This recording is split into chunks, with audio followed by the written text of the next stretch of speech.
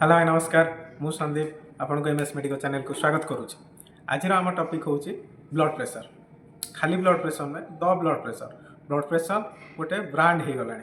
केमी ब्रांड हो गला आपण मैंने जानी समस्त घरे घरे आजिकल ब्लड प्रेशर देखा पाइबे। हाई ब्लड प्रेशर समस्ते जुआडे आप देखिए जार ना जार ब्लड प्रेशर हाई थी आप सर्च करेंगे भी जाना पाइबे 47% लोक इन आवर इंडिया एते 47% लोक ब्लड प्रेशर स्ट्रोक्र शिकार हो पारालीसिस डेथ करुँच। माने आम से सचेतन नुहति ब्लड प्रेशर को लेकिन हाई ब्लड प्रेशर को लेकिन जदि आपको गोटे एग्जांपल देवी आपण मैंने समस्ते घरे इलेक्ट्रिक यूज कर प्रति मास आपंकर बिल आसूँ। सपोज आपंकर प्रति मास जनरल बिल आसूँ के 500 टଙ୍କା जदि कौ मसरे 1000 टଙ୍କା हो जाऊँगी आप रिसर्च करुँच 1000 टଙ୍କା केमिति हैला एसी अधिक चलेले ना फैन केमिति 1000 टଙ୍କା है सीटा को कंट्रोल करके आणिकी तार मास को पुणी कंट्रोल को आणिकी 500-600 टଙ୍କା बिल कराउछन। किंतु आम शरीर blood pressure normal blood pressure 120-80 से केतबेले जाइए 160-100 हो जाऊँगी आम जापर ना। जदि भी जानूँ डॉक्टर मेडिसिन उपर ही खाली ओनली डिपेंड होकर रोचन आम तो मेडिसिन खाऊँ ना ब्लड प्रेशर कंट्रोल रु एक्चुअल ब्लड प्रेशर पछर सत कौन खाली मेडिसिन ब्लड प्रेशरटा कंट्रोल हो कि ना आउ किसी भी तार उपाय अच्छे यहाँ जाना ये वीडियो मध्यम कौन जाना वीडियो मध्यम फास्ट वीडियो जाना पाइब फंडामेंटाल क्लीयर हम ब्लड प्रेशर कौन जो दुईटा डिजिट कहते डॉक्टर 120-80 120 कौन 80 कौन प्रेशरटा कौटी आसू जाना पाइब केमी घर भी उपचार अच्छी कौनटा हाबिट चेंज करने पड़ो कौन खाଇବା कमाइवाई पड़ो ताहा जाना पाइबे ये वीडियो। चलते स्टार्ट करिया वीडियो आमर ब्लड प्रेशर ता पूर्व आपण मैंने पूर्व वीडियो को एत सारा भल पाइबा देथिबारु थैंक यू। चलते स्टार्ट करिया ब्लड प्रेशर। जब देखिए ब्लड प्रेशर ताको ओडिया रे कौन कह जाए रक्तचाप। ओके ब्लड प्रेशर कौन ना जनरली आम हार्टा जितेबाला ब्लड पंप करे हार्टा रिलैक्स हुए कंट्राक्ट हुए जितेबाला कंट्राक्ट हुए जो ब्लड पंप करे। ओके हार्ट जो बीट करे कौन करे ब्लडटा पंप करे पंप कले ब्लडटा आर्टेरी रे गोटे प्रेशरटे क्रिएट हुए जहाँ कह जाए ब्लड प्रेशर। ओके आम ये डायग्राम करके देखा जनरली ह्यूमन हार्ट सपोज यहाँ हूँ human heart. Okay famous heart समस्ते जानी ह्यूमन हार्ट ये जो कंट्राक्ट होटे आर्टेरी रे ब्लडटा आम फ्लो हो जाऊँ बाहर की से गोटे प्रेशर एगेन्स्ट आर्टेरी वाल ये ब्लडटा जो जीव ये गोटे प्रेशर क्रिएट हम जनरली आम मोटर पंप रे पानी जो जाऊँगी से गोटे प्रेशर जाऊँगी ना से भाई जितेबाला हार्ट रू ब्लडटा आउट होते गोटे प्रेशरटे क्रिएट हो कौन कहला ब्लड प्रेशर ताको कह जाए। Okay blood pressure is the force of blood pushing against wall of your artery as heartbeat जो होते जो प्रेशरटा क्रिएट होता कहगला ब्लड प्रेशर। ओके कौटी क्रिएट हो ना आर्टेरी रे बुझीगला। एबे देखिबा आमर नॉर्मल ब्लड प्रेशर केते 120-80। ओके 120-80 कौन 120टा कौन 120टा कह जाए डायस्टोलिक 80टा को सॉरी 120टा कह जाए सिस्टोलिक 80टा कह जाए डायस्टोलिक। सिस्टोलिक कौन ना आम हार्ट जो ब्लड पंप कला आम हार्ट जो ब्लडटा पंप करुचे। ओके जो स्पीड रे जाऊँ हार्टा कंट्राक्ट है ब्लडटा पंप कला जो ब्लडटा स्पीड होगी गला जो हार्टा रिलैक्स हो रिलैक्स हो जाऊँगी जो ब्लड फ्लोटा प्रेशरटा कमी जाऊँगी कमी गले सेटा को कहला डायस्टोलिक सेटा केते 80 आ जो स्पीड रे जाऊँगी गोटे स्पीड रो प्रेशर क्रिएट हो आर्टेरी रे सेटा केते ना 120 बुझीगला। एबे देखिबा तार गोटे एकक अच्छे जमती आमर किलोग्राम मिलीग्राम सेमती ब्लड प्रेशर मापिया तार गोटे एकक हूँ mmHg मिलीमीटर पर मर्क्यूरी। ओके यहाँ एकक कौन mmHg बुझीगला ये बाटा। एबे देखिबा ब्लड प्रेशरटा दी भाग विभक्त गोटे है हाइपरटेंशन गोटे है हाइपोटेंशन। हाइपरटेंशन कौन देखिए आगे तो ब्लड प्रेशरटा नॉर्मल ब्लड प्रेशर 120-80 ठू अधिक रोचे ताकू कहगला हाइपरटेंशन आ जितेबाला कमी जाऊँच ब्लड प्रेशरटा सपोज 90/60 ताकू कहगला हाइपोटेंशन बुझीगला। बढ़िले कहगला हाइपरटेंशन कमी गले कहगला हाइपोटेंशन। आमर आज चैप्टर हूँ हाइपरटेंशन ବ୍ଲଡ଼ ପ୍ରେସର ବଢ଼ିକି ରହିଲେ ଆମେ କ'ଣ କରିବା ସେଇଟା ଦେଖିବା। ଓକେ, ଷ୍ଟାର୍ଟ କରିବା। ହାଇପରଟେନସନ୍। ହାଇପରଟେନସନ୍ କ'ଣ ଦେଖିବା? ହାଇପରଟେନସନ୍ ବି ଦୁଇ ପ୍ରକାର।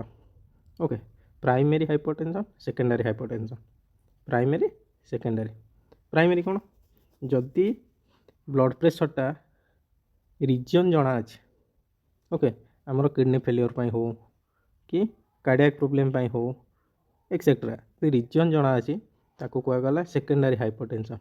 ଓକେ, ଆଉ ଯଦି ରିଜିଅନ୍ ଅନନୋନ୍, ମାନେ ଆମର ଗୋଟେ ବୟସ ହେଲା, ବୟସରୁ ହାଇପରଟେନସନ୍ଟା ହେଲା, ତାକୁ ରିଜିଅନ୍ ଆମକୁ ଜଣା ନାହିଁ, ସେଇଟା କୁହାଗଲା ପ୍ରାଇମେରୀ ହାଇପରଟେନସନ୍। ଓକେ, ଏତିକି ବାଟ ଜାଣିଗଲେ ପ୍ରାଇମେରୀ କ'ଣ ସେକେଣ୍ଡାରୀ କ'ଣ। ଏବେ ଦେଖିବା କ'ଣ ନର୍ମାଲ୍ ବ୍ଲଡ଼ ପ୍ରେସର କେତେ ରହିବା ଦରକାର ସେଇଟା ଦେଖିବା। ନର୍ମାଲ୍ ଆମର ବ୍ଲଡ଼ ପ୍ରେସର କେତେ ରହିବା ଦରକାର? 120ରୁ 80। ପୂର୍ବ ଭିଡ଼ିଓରେ ଆମେ ଦେଖିଲେ ନର୍ମାଲ୍ କେତେ ରହିବା ଦରକାର? 120ରୁ 80। ପ୍ରି ହାଇପରଟେନସନ୍, ହାଇପରଟେନସନ୍ ହେବାକୁ ଯାଉଛି, ହେଇନି ବର୍ତ୍ତମାନ ପାଇଁ, ବର୍ଡ଼ର ଲାଇନ୍ ଯେଉଁଟା କୁହାଯାଏ, ବର୍ଡ଼ର ଲାଇନ୍। ଓକେ, ସେଇଟା କେତେ? 120ରୁ 140। ଡାୟାଷ୍ଟୋଲିକ୍ଟା କେତେ ରହିବ? 80ରୁ 90। ଯଦି 120ରୁ 140 ଯାଏଁ ରହୁଛି, ଡାୟାଷ୍ଟୋଲିକ୍ଟା ରହୁଛି 80ରୁ 90 ଯାଏଁ, ତ ଏଇଟା ହେଲା ପ୍ରି ହାଇପରଟେନସନ୍, ମାନେ ଆପଣଙ୍କୁ blood pressure, high blood pressure ହେଇନି, ହେବା ପାଇଁ ଯାଉଛି। ଓକେ, ତାପରେ ହେଲା ଷ୍ଟେଜ୍ 1। ଷ୍ଟେଜ୍ 1 କ'ଣ? ଯଦି ଆପଣଙ୍କ ବ୍ଲଡ଼ ପ୍ରେସର ରହୁଛି 140ରୁ 160, ଡାୟାଷ୍ଟୋଲିକ୍ଟା ରହୁଛି 90ରୁ 100 ଯାଏଁ, ତ ଆପଣ ଷ୍ଟେଜ୍ 1 କଣ୍ଡିସନ୍ରେ ଅଛନ୍ତି। ବୁଝିପାରିଲେ? ଏଇଟା ସିଷ୍ଟୋଲିକ୍, ଏଇଟା ଡାୟାଷ୍ଟୋଲିକ୍, ଏଇଟା ସିଷ୍ଟୋଲିକ୍, ଏଇଟା diastolic. Okay, stage 2 high blood pressure. Stage 2 ଯଦି ଆପଣଙ୍କ ବ୍ଲଡ଼ ପ୍ରେସରଟା 160ରୁ ଅଧିକ, କେଉଁଟା? ସିଷ୍ଟୋଲିକ୍ଟା। ଡାୟାଷ୍ଟୋଲିକ୍ଟା 100ରୁ ଅଧିକ ରହୁଛି, ଏଇଟା ଯାଉଛି ଆମର ଷ୍ଟେଜ୍ 2ରେ। କ୍ଲିଅର୍ ହେଇଗଲେ? ଏବେ ଆମେ ଦେଖିବା ସିମ୍ପଟମ୍ସ, ସାଇନ୍ ଆଣ୍ଡ ସିମ୍ପଟମ୍ସ କ'ଣ କ'ଣ। ବ୍ଲଡ଼ ପ୍ରେସର ହେଲେ କ'ଣ ଆମକୁ ସିମ୍ପଟମ୍ସ, ସାଇନ୍ ଦେଖାଯିବ, ସେଇଟା ଆମେ ଦେଖିବା। ଫାର୍ଷ୍ଟ ସିମ୍ପଟମ୍ସ କ'ଣ ଦେଖିବା ନା ଆମକୁ ବ୍ଲୁର୍ ବା ଡବଲ୍ ଭିଜନ୍ ଦେଖାଯିବ, ଅନ୍ଧାରିଆ ଦେଖାଯିବ, ମୁଣ୍ଡ ବୁଲେଇଲା ଭଳିଆ ଫିଲ୍ ହେବ। ଓକେ, ଆଉ କ'ଣ ଦେଖାହେବ ନା ହେଡ଼ାକ୍ ବି ରହିବ, ଡିଜନେସ୍ ବି ରହିବ, ଲାଇଟ୍ ହେଡ଼ନେସ୍ ରହିବ, ଫେଣ୍ଟିଂ ରହିବ। ଆପଣ ଜାଣନ୍ତୁ ଦିଦିଟା ଭଳିଆ ଦେଖାଯିବ ଡବଲ୍। ଓକେ, ମୁଣ୍ଡ ବୁଲିଲା ଭଳିଆ ଫିଲ୍ ହେବ ଆପଣଙ୍କୁ, ଗୋଟେ ଜାଗାରେ ଅନ୍ଧାରିଆ ବି ଦେଖାଯିବ। ହେଲେ ଆପଣ ଯାଇକି ବ୍ଲଡ଼ ପ୍ରେସର ଜାଣିଛନ୍ତି, ଆପଣଙ୍କର ଯଦି ବ୍ଲଡ଼ ପ୍ରେସର ଅଛି ଯାଇକି ଜାଣିବେ ବ୍ଲଡ଼ ପ୍ରେସରଟା ବଢ଼ିଲା ବୋଲି। ଓକେ, ଆଉ କ'ଣ ହେବ ନା ହାର୍ଟ ପାଲପିଟେସନ୍ ବଢ଼ିଯିବ, ଯେଉଁ ହାର୍ଟବିଟ୍ ହେଉଛି ଆପଣଙ୍କର ସେଇଟା ବଢ଼ିଲା ଭଳିଆ ଫିଲ୍ ହେବ। ଗୋଟେ କେସ୍ରେ କ'ଣ ହୁଏ, ନୋଜ୍ ବ୍ଲିଡ଼ିଂ ବି ମଧ୍ୟ ଦେଖିବାକୁ, ନାକରୁ ରକ୍ତ ବାହାରିବା ମଧ୍ୟ ଦେଖିବାକୁ ମିଳେ। ଆଉ କ'ଣ ହୁଏ ନା ଅଧିକ କମ୍ପ୍ଲିକେସନ୍ ହେଲେ ବି ପାରାଲିସିସ୍ ହୁଏ। ଏଇଟା ଅଧିକ କମ୍ପ୍ଲିକେସନ୍, ଆ ପରବର୍ତ୍ତୀ ଆମେ ଦେଖିବା କମ୍ପ୍ଲିକେସନ୍, ସେଇଥିରେ ଦେଖିବା। ଓକେ, ଦେଖିବା କମ୍ପ୍ଲିକେସନ୍ କ'ଣ କ'ଣ ଦେଖାହେଉଛି ବ୍ଲଡ଼ ପ୍ରେସର ହାଇ ହେଲେ। ଫାର୍ଷ୍ଟ ହାର୍ଟ ଆଟାକ୍, ଆପଣଙ୍କର ଯେଉଁ ହାର୍ଟ ଆଟାକ୍ ହେଉଛି, ଷ୍ଟ୍ରୋକ୍, ବ୍ରେନ୍ ଷ୍ଟ୍ରୋକ୍ ହେଉଛି ଦେଖିବା ପାଇଁ ମିଳେ। ଆଉ କ'ଣ ନା କିଡ଼ନୀ ପ୍ରୋବ୍ଲେମ୍ ଦେଖିବା ପାଇଁ ମିଳେ। ଆଇ ଡ୍ୟାମେଜ୍ ବି ହେଇଯାଏ, ଆଖିକି ଦେଖାଯିବନି। ଯଦି ବ୍ଲଡ଼ ପ୍ରେସର ଆପଣଙ୍କର କଣ୍ଟିନ୍ୟୁ ବଢ଼ିକି ରହିଲା, ଏଇସବୁ ଜିନିଷ ଦେଖାଯିବ। କ'ଣ ହେବ? Heart attack, stroke. Normally brain stroke ଏବେ ଯେଉଁ ବଢ଼ି ଚାଲିଛି ଆମ ଇଣ୍ଡିଆରେ, ବ୍ରେନ୍ ଷ୍ଟ୍ରୋକ୍ ହେଲେ କ'ଣ ହେବ ନା ପାରାଲିସିସ୍ ହେଇଯିବ, ୱାନ୍ ସାଇଡ଼େଡ଼ ପାରାଲିସିସ୍, କେତେବେଳେ ଫୁଲ୍ ବଡ଼ି ବି ପାରାଲିସିସ୍ ହେଇଯିବ। ଓକେ, ଆଉ ହାର୍ଟ ଆଟାକ୍ ହେବାର ବି ବହୁତ ଚାନ୍ସ ଅଛି।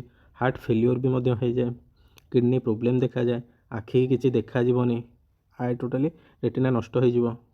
ଓକେ, ଆଉ କ'ଣ ମେମୋରି ଲସ୍ ବେଳେବେଳେ ହେଇଯାଏ, କନଫ୍ୟୁଜନ୍ ଷ୍ଟେଟ୍ ପଳେଇ ଆସେ। କନଫ୍ୟୁଜନ୍ ମିନ୍ସ ଆପଣ କିଛି ଜାଣି ହିଁ ପାରିବେନି, କନଫ୍ୟୁଜ୍ ହେଇକି ରହିବେ ଯଦି ବି କ'ଣ ବ୍ଲଡ଼ ପ୍ରେସରଟା ବଢ଼ିକି ରୁହେ ଆପଣଙ୍କର। ଓକେ, ଏବେ ଆମେ ଦେଖିବା କ'ଣ କ'ଣ ଲାଇଫଷ୍ଟାଇଲ୍ ଆମେ ଚେଞ୍ଜ କରିପାରିବା। ମୋଷ୍ଟ ଇମ୍ପୋର୍ଟାଣ୍ଟ ଯେଉଁଟା କହିଲି, ଖାଲି ମେଡ଼ିସିନରେ ବ୍ଲଡ଼ ପ୍ରେସରଟା ଠିକ୍ ହେଇଯିବ ମାନେ ନାହିଁ, ତା ସାଙ୍ଗକୁ ଆମକୁ କ'ଣ ଡାଏଟ୍, କ'ଣ ଫଲୋ କରିବା ପାଇଁ ପଡ଼ିବ, ଯାହାଦ୍ୱାରା ମେଡ଼ିସିନ ସାଙ୍ଗରେ ବି ଆମର କଣ୍ଟ୍ରୋଲ୍ ହେଇକି ରହିବ ବ୍ଲଡ଼ ପ୍ରେସରଟା। ଓକେ, ମେଡ଼ିସିନ ଉପରେ ଖାଲି ଡିପେଣ୍ଡ ହେବା ନାହିଁ।